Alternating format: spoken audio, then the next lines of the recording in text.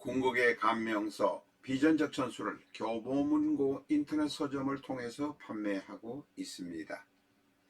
매장에는 없을 수 있습니다. 실전적 전수의 내용을 대폭 보완 수정하고 궁합의 키포인트, 사주 감명의 핵심 비결, 명리의 근거가 되는 원리 등을 보태서 완성도 높은 감명서로 만들었습니다. 영상에는 올리지 못하는 여러가지의 내용이 책에 있습니다. A4형 사이즈로 2도 인쇄이며 총 660페이지입니다. 전문가를 지향하시는 분들, 개업하시려는 분들은 비전적 전술을 만나시기 바랍니다. 출판사로 직접 전화 주문하시는 것도 가능합니다.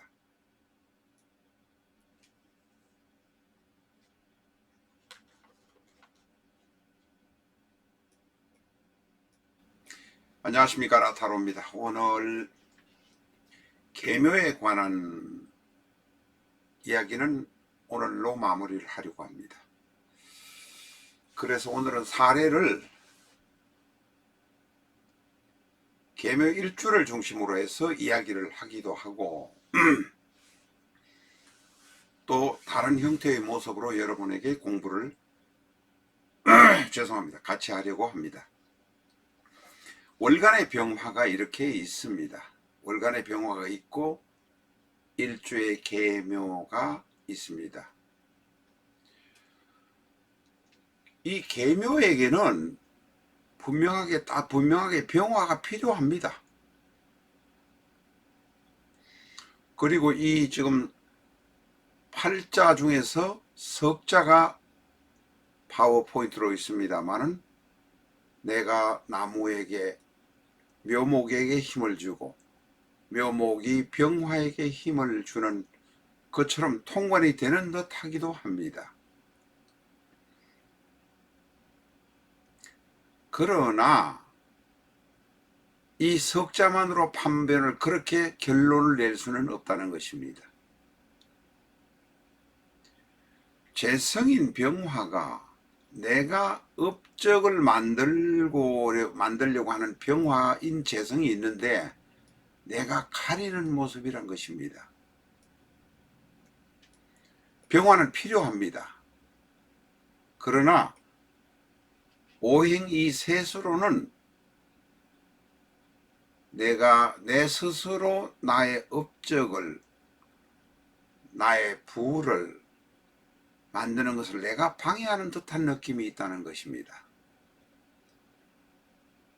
일간 개수인 나는 묘, 식상에게 힘을 다 쏟아 붓습니다. 만약에 내가 남명이라면 내가 일만 열심히 할 뿐이지 일만 열심히 해서 내 힘을 다 쏟아붓는 모습이 되기도 하고, 만약에 내가 여명이라면, 여자의 명식이라면 자식에게 모든 것을 쏟아붓다가 내가 탈진하는 모습이 되기도 한다는 것입니다. 특히 여명이라면 나 혼자 쉴 수 있는 공간, 나의 취미 같은 것을 가질 필요가 있다 는 것입니다. 병화가 필요하긴 하지만 태양이 장렬하는 모습이 만족스럽지는 않다라고 생각을 할 수밖에 없습니다. 다시 말해서 더 이상 무슨 오행이 올 것인가를 기대하면서 공부를 해야 된다는 뜻입니다.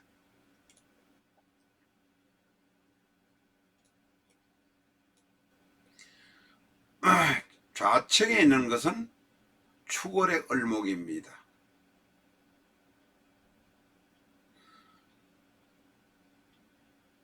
자, 이 오행셋으로 좌측에 있는 이 이야기를 지금 하고 있습니다. 오행셋으로 보면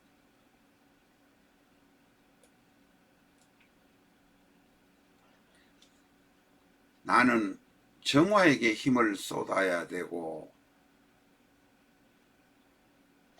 축월에 태어난 을목이라 추골 안에 있는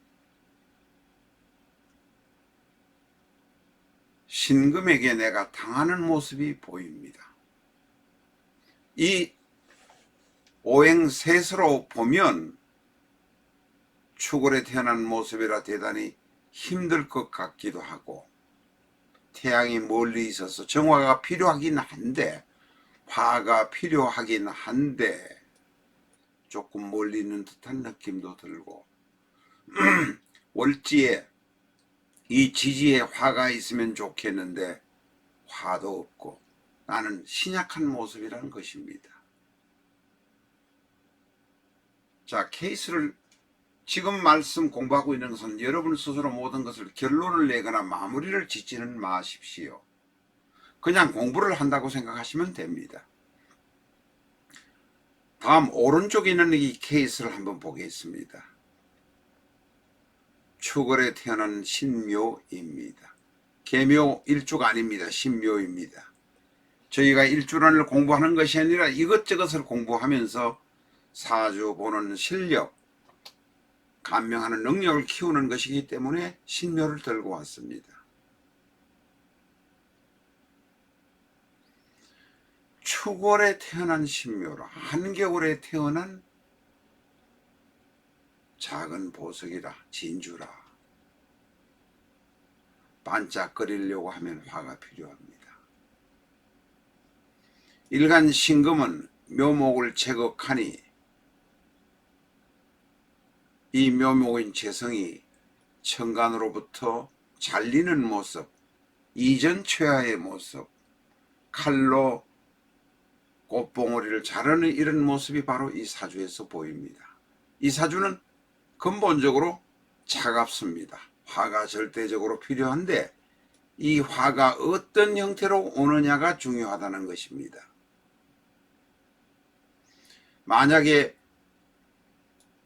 특히 행운이 개수로 오고 있습니다.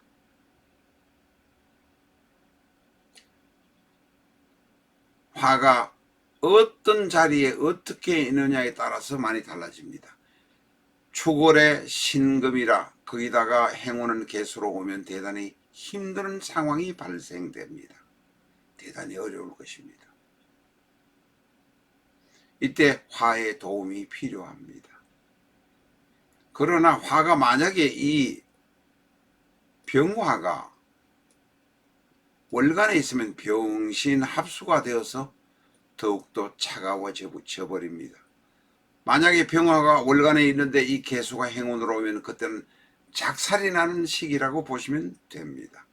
모든 것이 안 되니까 접고 포기하면서 그때는 공부를 하면서 참아야 합니다.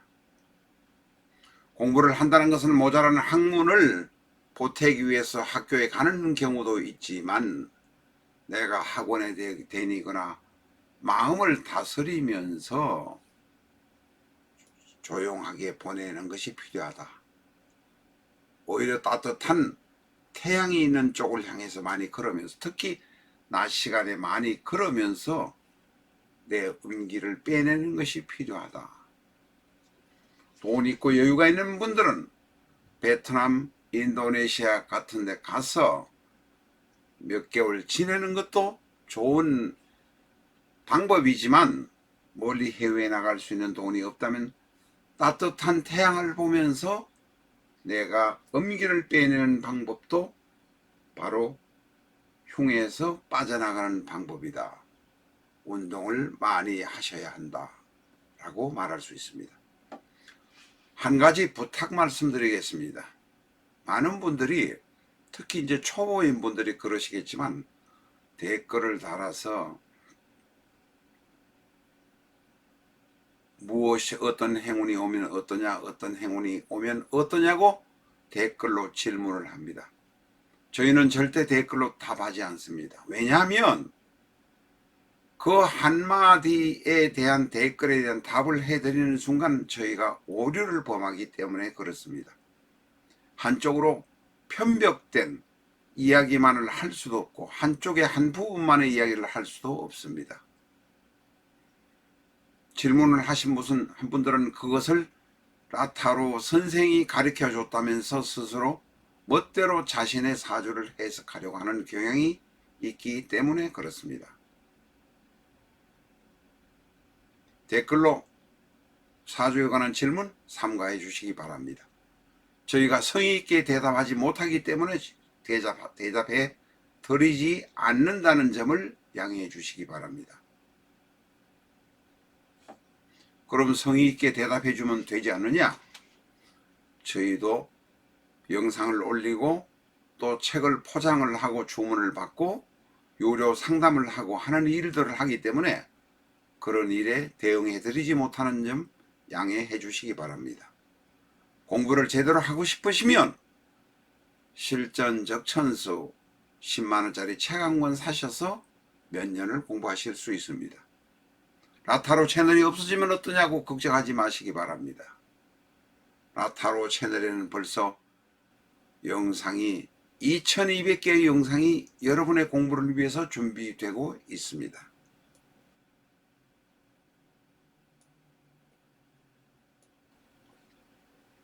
이야기가 좀 다른 방향으로 빠져나갔습니다.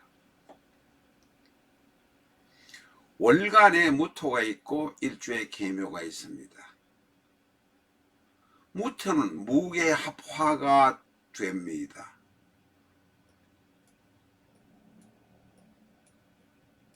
이 합에 관한 이야기는 여러 가지 복잡합니다.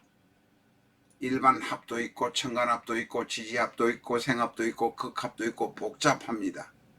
그리고 합에 대해서 이야기하는 학파에 따라서 학인에 따라서 다르기도 합니다. 그러나 분명한 것은 일간 합이 제대로 된 합이지만 일간 합이 된다고 해서 일간의 오행이 변하는 것은 아닙니다. 어떻게 일간의 오행이 변할 수 있습니까? 그리고 일간과 같이 합을 하는 오행, 다시 말해서 지금은 무토입니다. 무토의 일간이 변하는 것도 아닙니다. 무게합을 되면 합이 되면 화의 분위기가 생성이 된다. 묶여가지고 역할을 전혀 못한다고 이야기해버리는 사람도 있습니다. 묶이긴 뭘 묶입니까? 합이란 것은 좋아하는 감정, 좋은 분위기, 그런 모습이 일어나서 그 영향이 강하다. 무와 개가 합을 하면 무토가 관성의 역할보다는 화의 재성의 역할을 더 하려고 하는 경향이 강하다 정도로 해석을 하셔야 합니다. 어떤 인간들은 무게 합화가 엮여가지고 무토도 개수도 힘을 못 쓴다는 인간 자체도 있습니다. 이런 엉터리들이 어디 있습니까? 무게가 되면 화의 분위기가 있기 때문에 합을 하지 않은 것보다는 합을 한 것은 수생목, 목생화, 화생토로 통관이 좋을 가능성이 대단히 높다. 그래도 중간에 연결을 해주는 재성이 있어서 재생관이 될 가능성이 높다. 이 정도로 생각을 하셔야 된다는 것입니다. 모든 것을 합으로 해결해버리고 묶여서 무토가 쓰지 못하고 힘을 발휘한다. 무슨 이런 엉뚱한 소리가 있습니까? 하도 묻는 분이 많아서 오늘 일반 천간합에 관해서 한마디 드렸습니다. 더 깊이 알고 싶으시면 제가 여러분한테 학원비를 받는 것도 아니고 비싼 강의료를 받는 것도 아닙니다. 10만원짜리 비전적천수 교보문고에서 사면 9만원이면 삽니다. 구독자 중에서 더 깎고 싶으시면 라타로 7277-9007로 전화하시면 구독자 안에서 8만원에 공급을 해드립니다. 9만원에 서점에 팔고 있기 때문에 제가 공급이라는 용어를 썼다는 점 이해하시기 바랍니다. 책 한 권도 안 사고 공부하겠다는 생각은 치우시기 바랍니다. 그리고 댓글 다는 짓 제발 하지 마시기 바랍니다.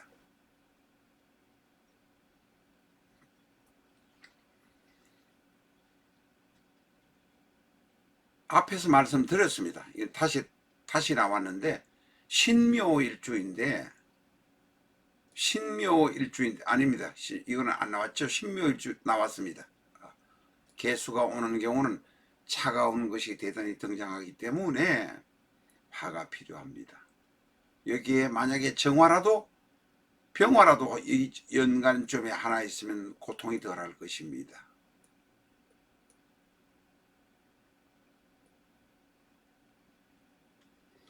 또 사화라도 병화가 만약에 없다면 지지에 사화라도 하나 있었으면 좋겠습니다. 자, 이제 문제는 사화가 문제도 있습니다만 지금 이 정도 사화가 있다면 그래도 따뜻함이 유지되지 않겠나 이렇게 생각이 듭니다. 계묘 지지의 합충 형해파 공부를 해보겠습니다. 다른 이야기는 뭐 책을 보시면 되겠고, 이 계묘의 묘에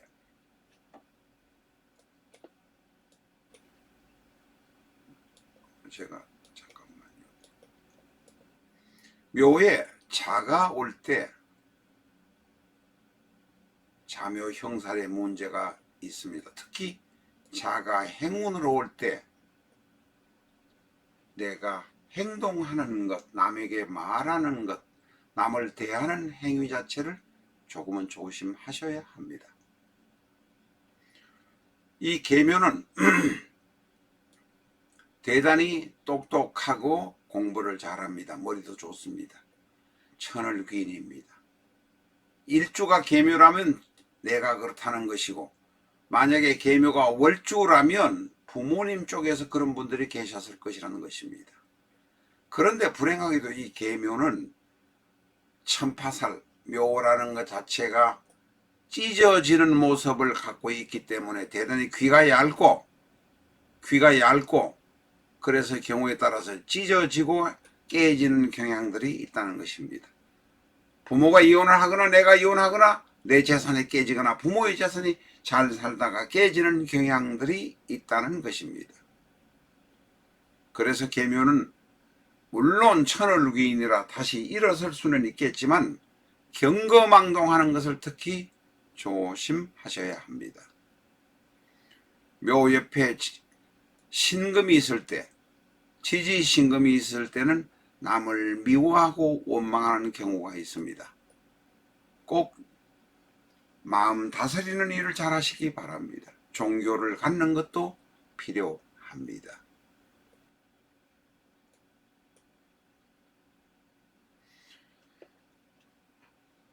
계묘일주가 좋은 일주이긴 하지만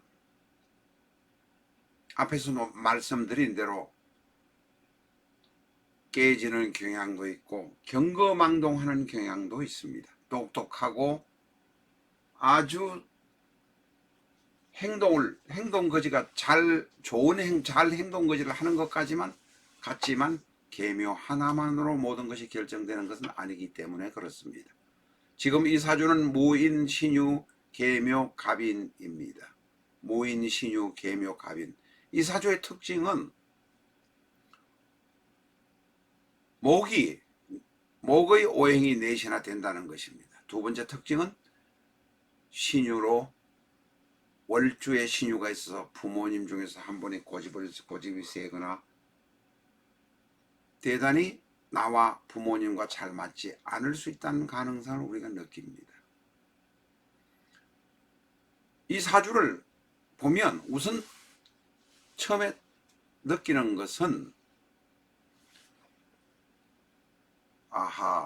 첫 번째로 개수가 내가 식상이 많기 때문에 이것저것을 해보지만 내가 뿌리가 없기 때문에 많이 흔들거리는구나 하는 것을 알 수 있습니다. 두 번째로 앞에서 말씀드린 대로 그 흔들리는 것은 부모님의 주관 때문에 부모님의 어떤 것 때문에 따라가다가 혹은 어떤 선생이나 어떤 사람의 영향으로 인해서 내가 주관이 없어져 버렸다는 것입니다.